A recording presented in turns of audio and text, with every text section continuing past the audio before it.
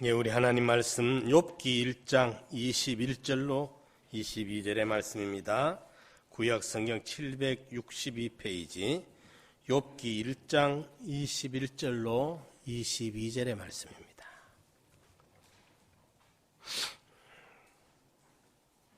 가로되 내가 모태에서 적신이 나왔사온즉 또한 적신이 그리로 돌아가올지라.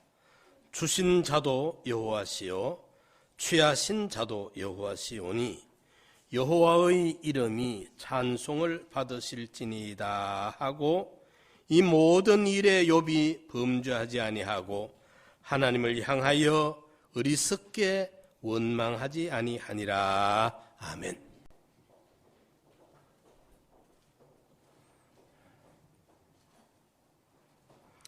우리가 일기가 불순하고 비바람이 폭우가 또는 뇌성 번개가 치고 눈보라가 휘날리는 이런 모든 일기의 변화무쌍한 가운데서도 그 일기의 날씨에 거기에 제한을 받지 아니하고 능히 그걸 다 감당해 나가는 그런 모든 전투기를 전천후라 복격기라 그러고 또 모든 그걸 감당해 나가는 그런 일기에 구애받지 않는 그런 능력, 그걸 전천후라 그렇게 말을 하겠습니다. 우리 신앙생활에도 여러 가지 형태의 변화가 우리 삶을 공격하고 찾아올지라도 우리 믿음이 흔들리지 아니하고 능히 감당해낼 수 있는 신앙을 전천후 신앙이라 그렇게 이름을 붙여볼 수가 있겠습니다. 오늘 본문에 나타나는 이 주인공 욥은 구약 시대의 위대한 믿음의 선진들 중에서도 으뜸이 갈 만한 그런 신앙에 속하는 분이라고 말할 수가 있겠습니다. 그는 실로 갖은 고난과 고통 속에서도 하나님을 원망하거나 불평하지 아니하고 믿음을 지켰던 사람입니다. 비록 그가 고통의 탄식과 무죄함에 대한 자기 변호를 되풀이하지만은 그러나 그것이 하나님을 향한 그의 기본적인 신앙 자세가 흔들리는 것은 아니었습니다. 고난 속에서도 범죄하지 아니하고 하나님을 전적으로 신뢰하는 그의 신앙은 실로 위대한 신앙입니다. 우리 시간에 욥의 위대한 신앙이 어떠한 것이었는가를 함께 살펴보면서 우리의 모델로 우리가 닮아가야 될 신앙의 표본 인물로 삼아야 되겠습니다. 먼저 그는 평안할 때 어떤 신앙생활을 했는가? 평안할 때 욥의 신앙을 살펴봅시다. 욥기 1장 4절로 5절에 보면은 욥이 그 자녀들을 생일을 맞이할 적마다 그 자녀들의 명수대로 자녀들이 아들 7, 딸 3, 10남매입니다. 자그마치 10남매. 그런데 아이들이 생일이 이제 첫째 생일도 오고 둘째 생일도 생일이 오잖아요. 그죠? 그럼 생일 만날 때마다 그 10명을 명수대로 하나님 앞에 번제를 드리는 거예요. 짐승을 잡아 요거는 첫째 아들을 위해서 제사를 지내고 또 한 마리를 잡아서 둘째 아들을 위해서 번제의 제물을 드리고 그러면서 혹시나 나도 모르는 사이에 이 아이들이 마음에 하나님을 본인들도 모르게 스쳐가면서라도 하나님을 섭섭하게 하는 마음에 하나님과 멀어진 하나님을 노엽게 하는 어떤 죄라도 있을까 걱정이 되어서 생일 때마다 그 명수대로 하나도 안 빠지고 하나하나 챙기면서 하나님 앞에 첫째 아이, 둘째 아이, 셋째 아이, 그 아이들을 위해서 하나님 앞에 번제 제물을 드리고 이렇게 하나님 앞에 아이 하나하나를 챙기고 있는 그 아버지의 모습을, 부모의 모습을 우리가 볼 수가 있습니다. 뿐만 아니고 욥기 1장 1절에 성경 기자는 욥을 이렇게 소개합니다. 우스 땅에 욥이라 이름하는 사람이 있었는데 그 사람은 순전하고 정직하여 하나님을 경외하며 악에서 떠난 자더라. 그래 말이에요. 오늘 우리가 신앙생활을 이렇게 함께 해나가다 보면은 대부분이 좀 그런 면이 있어요.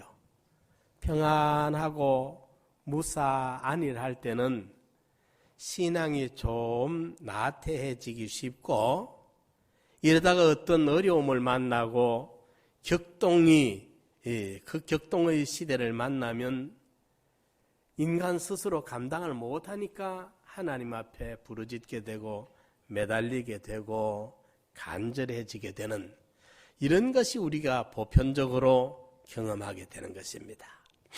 대개 대부분의 사람들이 그만 문제가 안 일어나고 그저 순탄하고 평안할 때는 영적으로 좀 나태해지고 신앙의 잠에 빠지는 경우가 많은데, 오늘 본문의 주인공은 보면은 평안할 때 그분은 보면 악에서 떠나 있어요.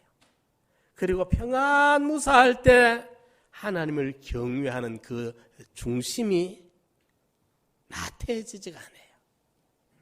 이걸 보면서 참 욥이라는 분이 귀한 분이구나. 그 욥이라는 분 앞에 그 거울로 나를 이래 비춰보면 참 그 부끄럽고 하나님 앞에 죄송스러운 거야. 나 같으면 그만 막 편안해지면 소홀해지는데, 그죠? 하나님과 멀어지는데, 하나님 앞에 간절하게 부르짖어 그렇게 기도도 안 하는데, 요번 보니까 참 이분은 다복한 집안입니다. 그 7남 3녀를 키우면서 또 부자입니다. 아주 부자예요. 많은 그 남녀 종들을 거느리고 수많은 그 양떼, 소떼 이런 그 목축업을 하면서 아주 거부입니다. 아주 거부예요. 이러니까 7남 3녀가 속 썩이지 아니하고 착하게 그렇게 잘 자라고 있지요. 재물 많지요. 얼마나 다복한 집안입니까? 행복한 집안입니까? 이런데 욥은 늘 하나님 앞에서 하나님을 경외하고 악에서 떠나지. 하나님 앞에 아주 순전해요. 꼬람되오라는 말이 있어요. 하나님의 면전에서, 그 말입니다. 이 욥은 언제든지 그 평안무사한, 아무 걱정 없고 근심 없고 어려운 문제들이 없는 그런 평탄한 삶을 유지하면서도 늘 하나님의 목전에서 하나님이 보고 계신다는 그런 신앙 사상에서 하나님과 멀어질까 봐 늘 그분을 경외하면서 자녀들까지도 이렇게 챙기고 세심하게, 혹여나 이 자녀들이 자기도 모르는 사이에 하나님과 멀어지는 마음을 품었을까 봐 생일 때마다 그걸 깨끗게 하기 위해 번제로 하나님을 노엽게 하늘 풀어드리고 자녀들을 챙기고 있는 모습을 볼 수 있습니다. 우리가 신앙생활 할 때에 하나님의 은혜가 늘 충만하고 하나님의 은혜와 축복으로 문제들이 다 형통하고 집이 없다가 집을 사고 자녀들이 좋은 대학을 가고 이러면 신앙생활이 얼마나 재밌습니까? 그렇죠? 이런데 이러다 보면 사람들이 그만 좀 하나님과 멀어져요. 편안하면 신앙이 게을러져. 기도도 멀어지고 하나님 앞에 간절하게 호소하던 것도 멀어지고 이란단 말이죠. 일하고 좀 평안하면 그만 세상으로 돌아가 버려. 오늘의 본문 주인공을 보고 우리가 이것을 다시 한번 우리 자신들을 성찰하면서 이것이 신앙이구나. 평안할 때 챙겨야 돼요. 은혜의 때에 내가 네게 응답하였고 구원의 날에 내가 너를 도왔도다. 은혜의 때, 평안무사할 이때, 슬기로운 다섯 처녀가 낮에 기름 사러 가는 걸 힘 그래 안 들어요. 어렵지 않아요. 그냥 슬슬 구경하면서 가가지고 기름 사오면 됩니다. 이런데요, 밤중에, 깜깜한 밤중에, 여러분 요즘 서울 시내 전기불 앞에 있는 이 밤을 생각지 말고 옛날에 깜깜한 밤중을 생각해 보십시오.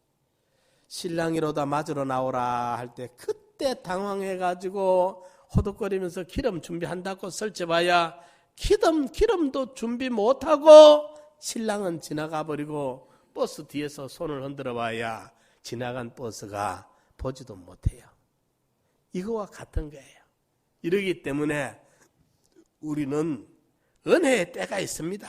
충분히 하나님 앞에 우리가 준비할 수 있는 기회가 있어요. 넉넉히 주세요. 노아 홍수 심판할 때도 120여 년이라는 기회를 충분하게 여유 있게 하나님이 주셨던 거예요. 그때 사람들이 준비하지 아니하고 다 방주에 들어가서 문이 닫히고 폭우가 쏟아 부을 때 그때 운짐이 다 알고 바빠가지고 호독거리고 짐사 들고 산으로 기어 올라가고 암만 기어 올라가 봐야 물이 차오르는데 어쩔 것입니까? 사랑하는 성도 여러분, 이 욥에게 우리가 지혜를 배웁시다. 신앙은 이것이 바로 제대로 된 신앙이구나. 평안할 때 믿음을 지키는 거, 그죠? 환난 닥쳤을 때에 고생하는 거 10분의 1, 100분의 1만 평안할 때 기울이면 믿음 준비 잘 할 수 있는 성도들이 되는 것입니다. 이때 악에서 떠나고 하나님을 경외하면서 믿음 준비 잘하는 우리 성도님들 되시기를 부탁드립니다. 언제요?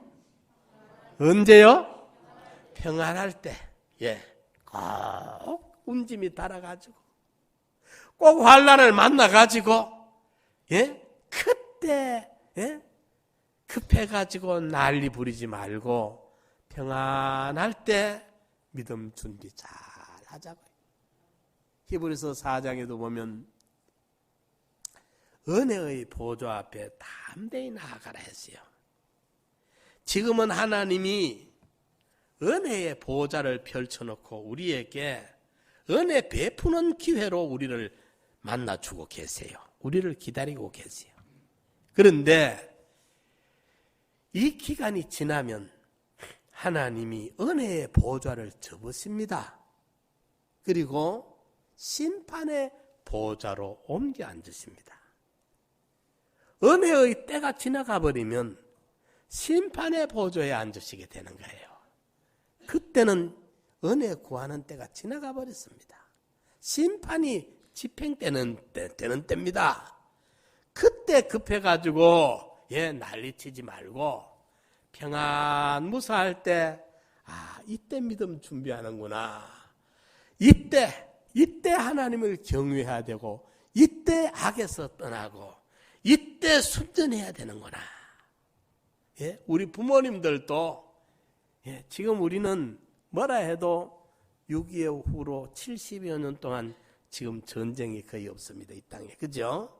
북쪽에 위협은 있지만은 70여 년 동안 전쟁이, 아마 우리 한국 역사에 역사가들이 2년에 한 번 꼴로 우리가 침공을 받았대요.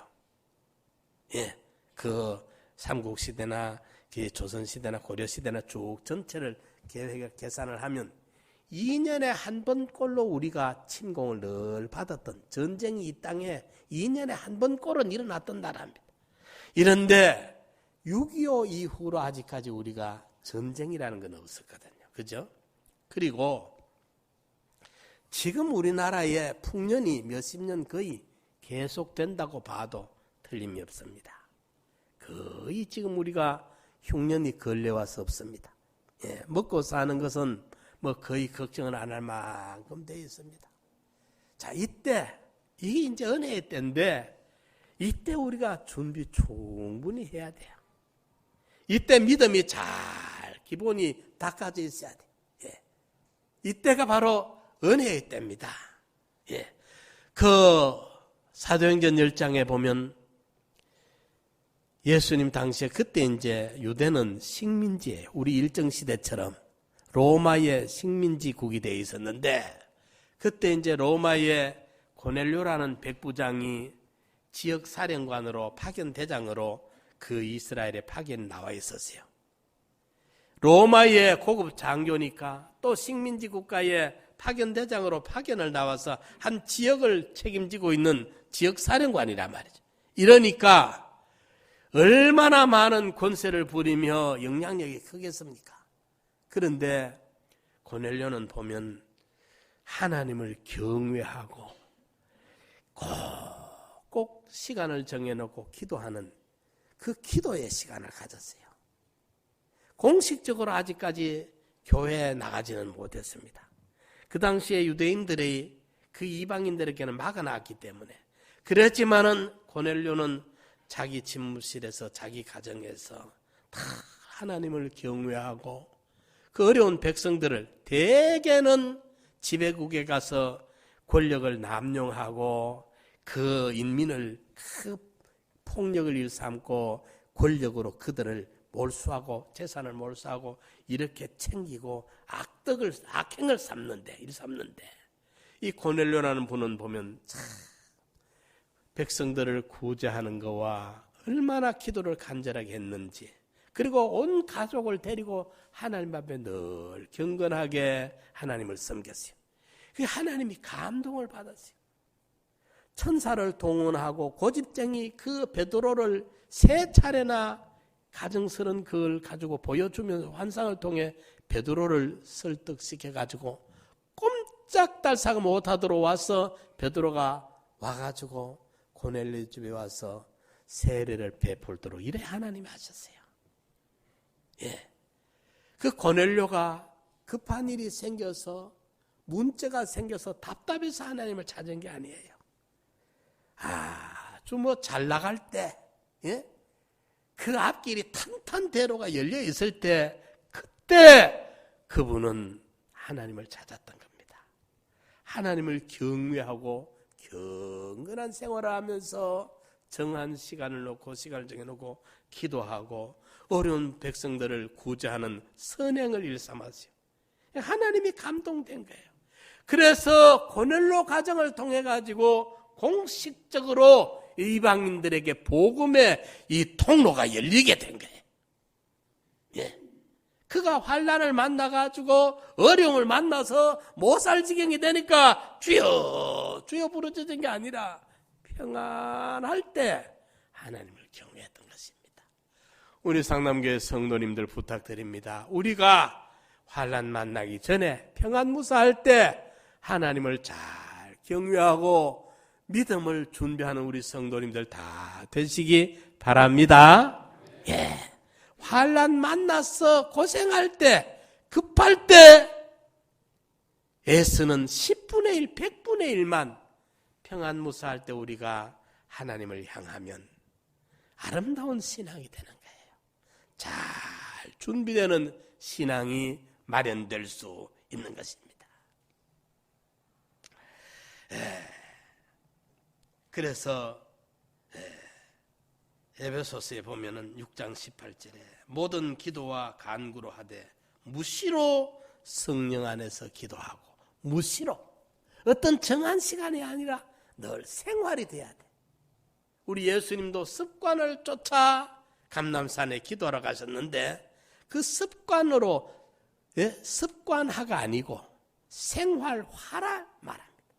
예수님이 기도하는 것은 예수님의 몸에 익혀진 체질화가 되었고 생활화가 된 거예요.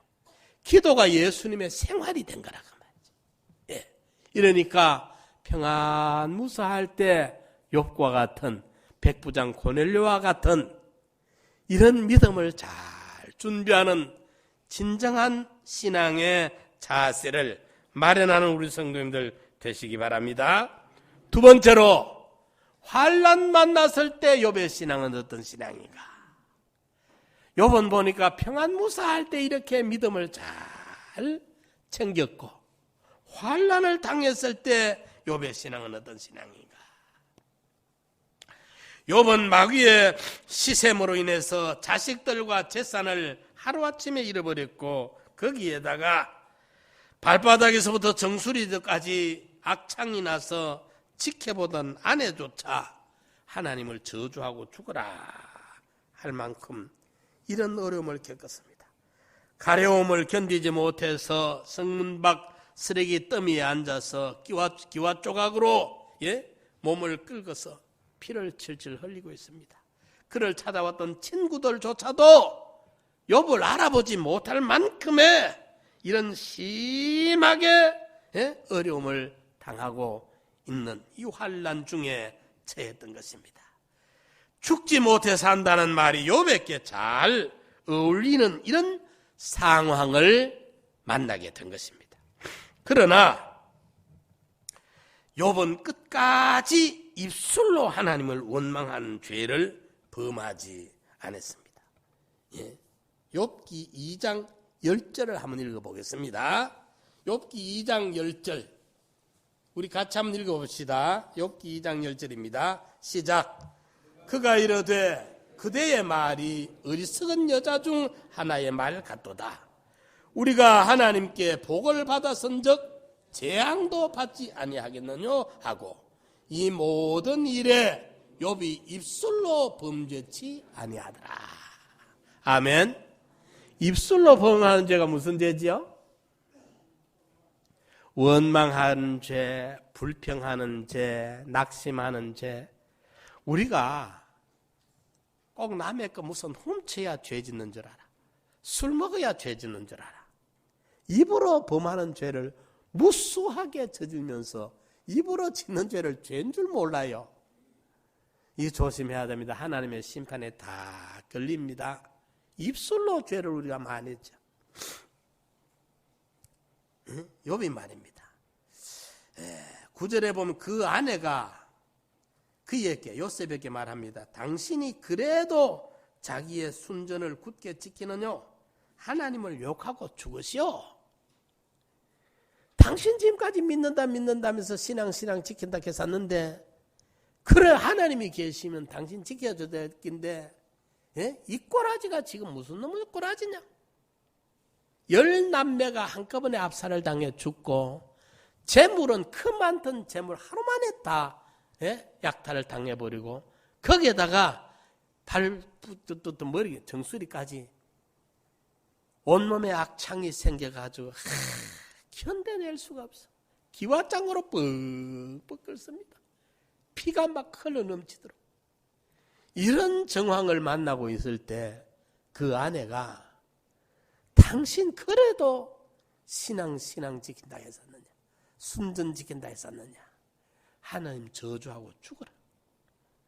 그러니까 욥이 말합니다. 그가 이르되 그대의 말이 어리석은 여자 중 하나의 말 같도다. 우리가 하나님께 복을 받아선즉 재앙도 받지 아니하겠느냐? 하나님이 복도 주시고 복을 줄 때 좋아하기만 했지. 하나님의 절대 주권이 복을 주실 수도 있고 재앙을 주실 수도 있고 이것은 하나님의 주권이야. 하나님의 섭리야. 절대적 하나님의 주권을 욥이 받아들이는 거예요. 욥이 받아들여. 그러면서 그 아내에게 타이르면서 그 아내와 똑같이 어리석은 자리에 나가가지고 입술로 범하는 죄를 짓지 않더라. 이게 참 감동적이에요. 입술로 범하는 죄를 짓지 않았다. 여러분 우리 같으면 어떻겠어요? 나 같으면 어떻겠어요? 그쯤 되면 왜 나만 겪는 고난이냐고 불평이 나오겠죠. 왜 나만 겪는 고난이냐고 원망하지 마세요. 그런데 막 원망이 나오겠죠. 우리는 불평이 나오겠죠. 왜 하나님이 나에게, 왜 나에게, 예? 이렇게까지 말입니다. 불평이 막 쏟아지고 원망이 쏟아지고 믿음들 무슨 소용이 있느냐. 낙심이 그만 막 흘러 넘칠 낀데 어리석게 입술로 범하는 죄를 짓지 않더라. 예. 이 말이 참 우리를 부끄럽게 만들고 우리 정신을 차리도록 깨우쳐주는 말씀이 되는 겁니다. 예. 환난 때의 욥은, 평안 무사할 때 욥은 믿음 준비 잘하고 있다가 신앙 준비 잘하고 하나님을 늘 경외하면서 악에 물들지 아니하고 자녀들을 이렇게까지 세심하게 챙기고 준비 잘하던 신앙이었는데 과연 그에게 환난을 한번 줘보자. 환난이 오니까 어떻게 하는가 보자. 사탄 마귀는 가진 그런 환난의 강도를 높이면서 욥이 입술로 범죄하도록 기다리고 있는데 마귀가 얼마나 기다리겠어요. 강도를 높여가지고 하나님이 생명만은 손대지 마라 해놓으니까 욥의 생명은 뺏어가지 못하지만은 할 수 있는 것은 다 뺏어봤어요. 욥에게. 열남매 그 순전하던 자녀들, 말 잘 듣던 믿음 지키던 자녀들이 한꺼번에 싹 죽었어요. 그 부유했던 재산이 하루에 연달아서 약탈을 당해. 그게 끝난 게 아니라 몸에 악창이 생겨가지고 머리 발끝까지 견디기 힘드는 고통스러운 질병이 찾아왔어요. 마누라는 저주를 퍼붓습니다. 성경에 보면 계집 종들은, 집에서 쓰던 계집 종들은 그 주인 어른을 비웃고 없이 여깁니다. 친구라고 찾아온 이놈들이 와가지고는 네가 죄에 안 졌으면 이런 일을 당할 리가 없다. 막 정죄 저주를 합니다. 이걸 어떻게 견디내겠어요? 그럼에도 불구하고 욥이 입술로 범죄하는 죄를 짓지 않더라. 할렐루야. 주여, 이런 믿음을 나한테도 좀 주시옵소서. 우리도 욥과 같은 이런 믿음이 좀 준비되어져야 되겠어요. 환난 당할 때 쉽게 흔들려 버리는데 말입니다. 얼마나 쉽게 흔들려 버리느냐 이 말이에요. 이런 믿음이 우리에게 있어야 되겠어요. 저도 이렇게 주변에 믿음 지킨 분들, 또 목회자들, 이런 분들을 이래 보니까 마지막 암으로 돌아가신 분들도 많았고, 마지막 그 죽음을 맞이하는 그런 상황 속에서도 보니까, 그런 환난 중에서도 보니까 믿음을 잘 지키고 계신 걸 봤어요. 하나님께 찬송과 영광을 돌리고 있더라고요. 그 속에서도 감사가 진정 흘러 넘치는 감사와 찬송을 돌리고 있는 것을 봤어요. 이게 신앙의 세계구나. 우리 믿는 성도들은 폭을 얼마만큼 잡느냐가 문제예요. 예? 눈앞에 살아있을 생전에 여기까지 보면 낙심할 수밖에 없어요. 고린도서 4장 16절에 그러므로 우리가 낙심치 아니하노니, 예?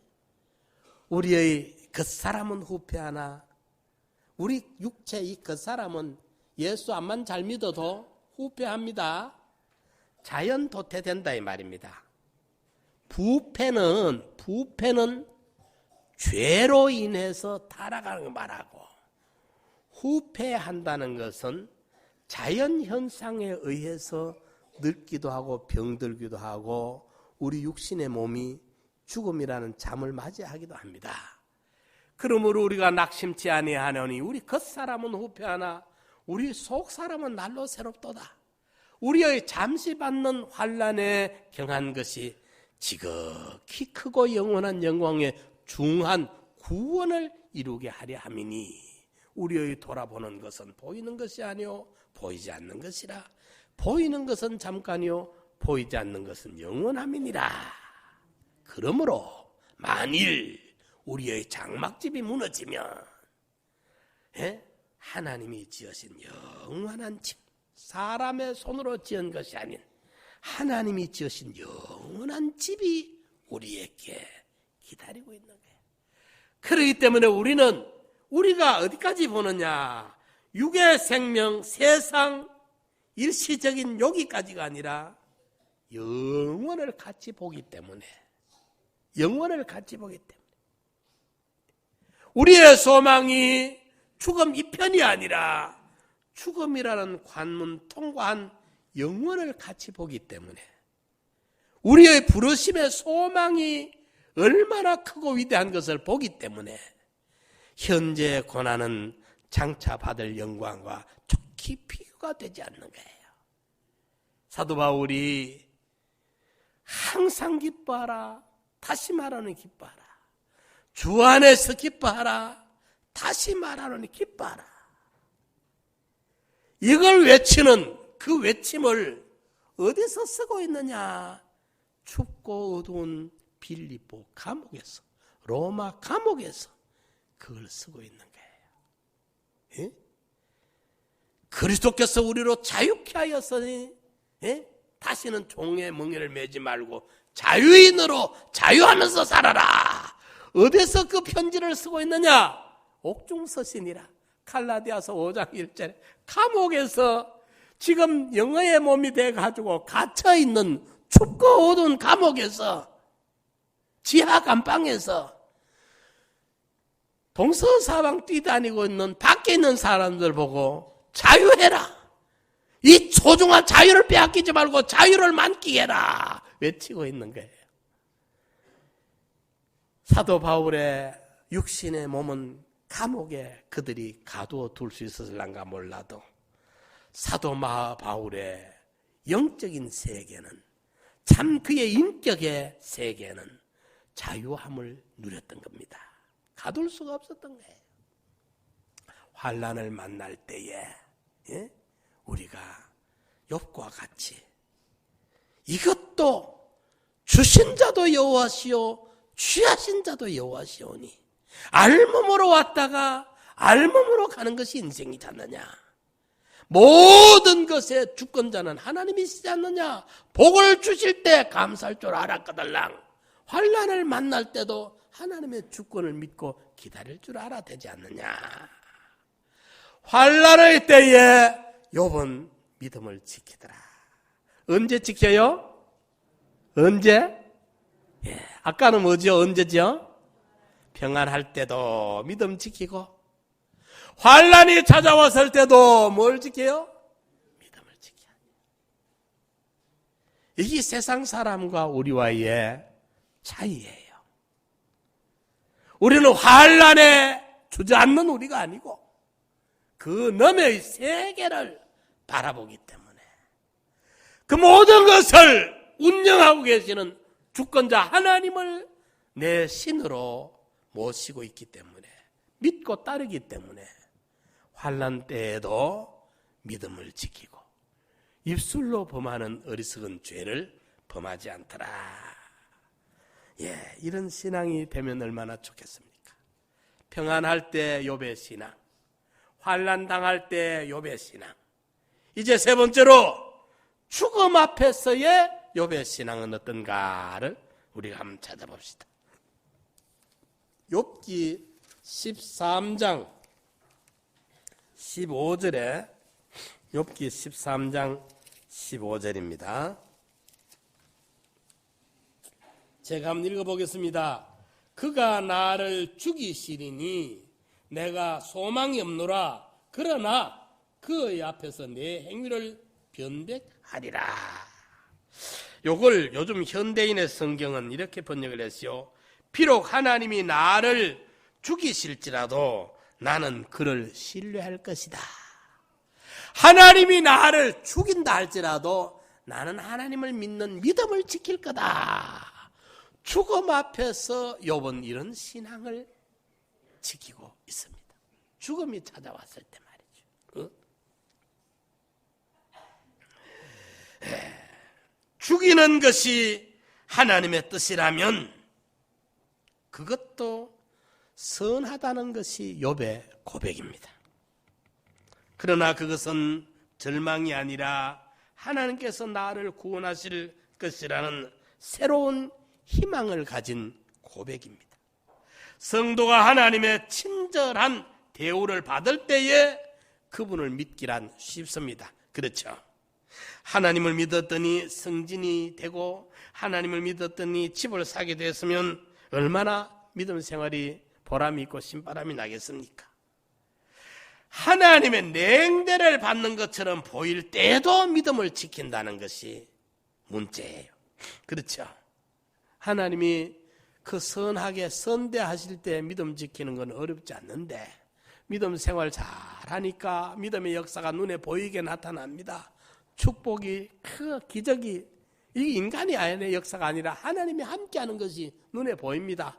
그럼 얼마나 보람이 되고 힘이 나고 좋겠습니까? 그죠? 그런데 때로는 너무 하나님이 내게 대해서 무심한 것 같아요. 기다리고 기다렸더니 시편 기자들도 보면은 시를 그래 써서 기다리고 기다렸더니 그게 얼마나 두 마디로 적어놨지만 얼마나 애타게 기다렸겠어요. 그죠? 아브라함이 아들 하나 얻기 위해 가지고 얼마나 기다렸느냐. 25년을 기다렸어. 25년. 75세에 약속했는데 그게 이루어지기는 100세에 가서 이루어져요. 적게 기다린 게 아닙니다. 그런데 정말로 우리가 믿음의 역사가 현저하게 내 눈앞에 일어나고 나타날 때는 신바람이 납니다. 그죠? 예, 그게 나쁜 것도 아니고 참 기분도 좋고. 그런데 때로는 정말 하나님이 나를 버리시지는 않았는가 그런 생각이 막 들어올 때가 있어요. 택함받지 못하지는 않았는가 생각이 막 들어올 때가 있어. 택함받지 못한 사람은 그런 염려 자체를 안 해요. 그런 염려가 생기지를 않아요. 자체적으로 아예. 그런데 그런 마음이 생긴다는 걸 택함받은 게 틀림없어. 그런데 그런 마음이 막 들어올 때가 새 있어. 택함받지 못했는가, 하나님이 나를 버리셨는가, 떠났는가, 내 기도를 안 듣기로 하나님이 작정을 하셨는가 싶을 만큼의 어려움이 계속될 때도 있고 응답이 지체될 때도 있습니다. 특히나 죽음의 위협 앞에서 신앙을 붙잡고 있다는 것은 더더욱 어려운 일입니다.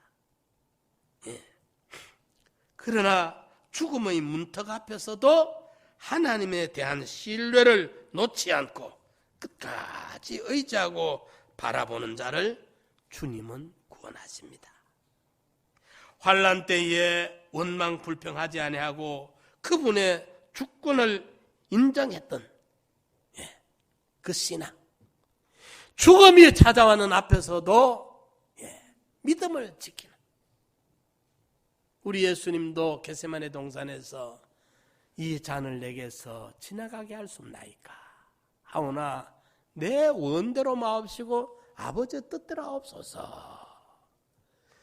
우리가 죽음 앞에 스데반이 돌로 투석을 해서 돌무덤이 되어 죽는, 돌이 거기 뭐 어디에 방향을 잡고 따라옵니까? 눈등에 콧등에 막 날아오죠. 그런데 거기에서도 하나님을 찬양하며 영광을 돌리거든요.